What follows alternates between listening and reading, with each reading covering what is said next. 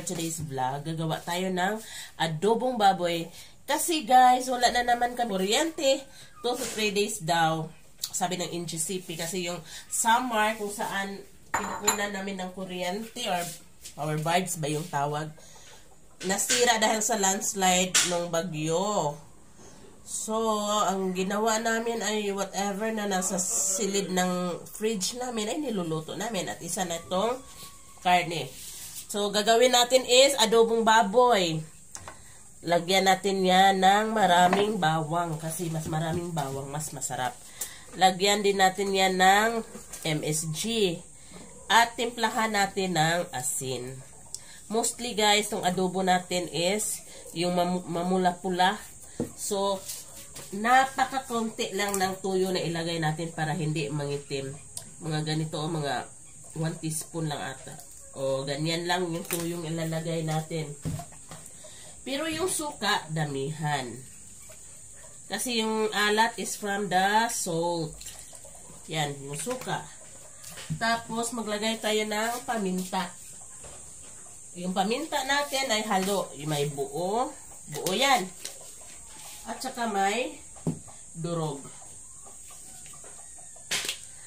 Hindi na ako naglalagay ng onion sa aking adobo. Kasi yung iba nilalagyan ng onion. Mostly is yung taga Luzon yata yan. So, basic Bisaya tong adobo natin. At saka tuyo tong adobo natin guys. So, ayan.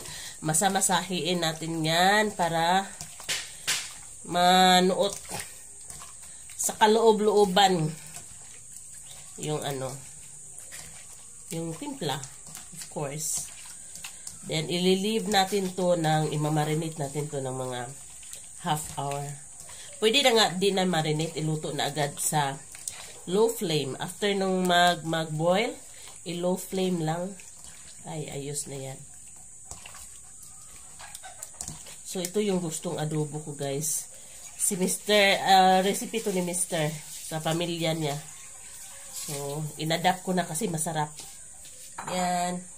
Lulutuin na natin tong ating adobo. Ayan. Gagawin natin is pakukuluan muna natin to. Pag kumulo na, iluluw down natin yung heat. So, tingnan natin yung ating niluluto. Ayan. Nagmamantika na siya. Dumami yung sabaw.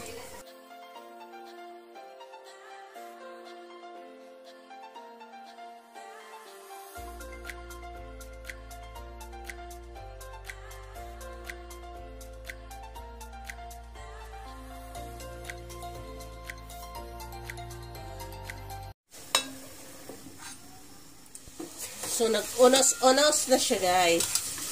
Meaning, natuyo na to.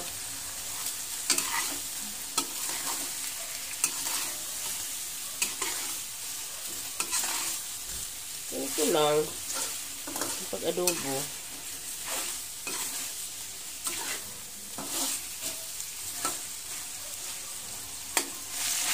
Dagan pa natin yung mantika niya.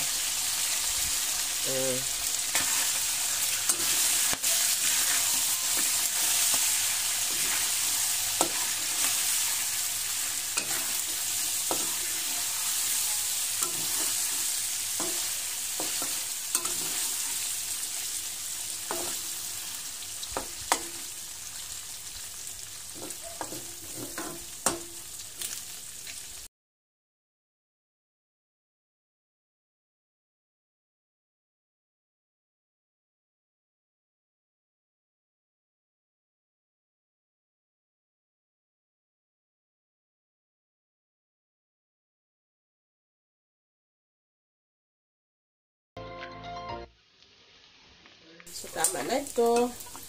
Hanguin na natin to.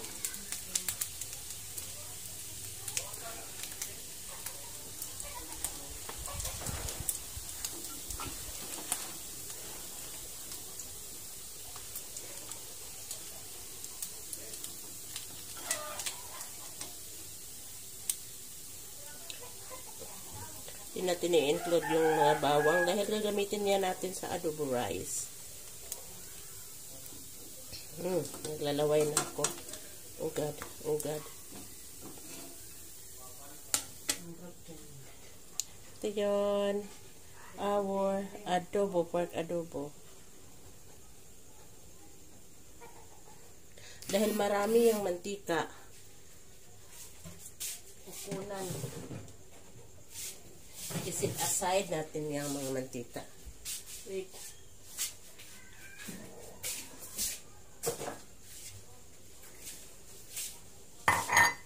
I need somebody.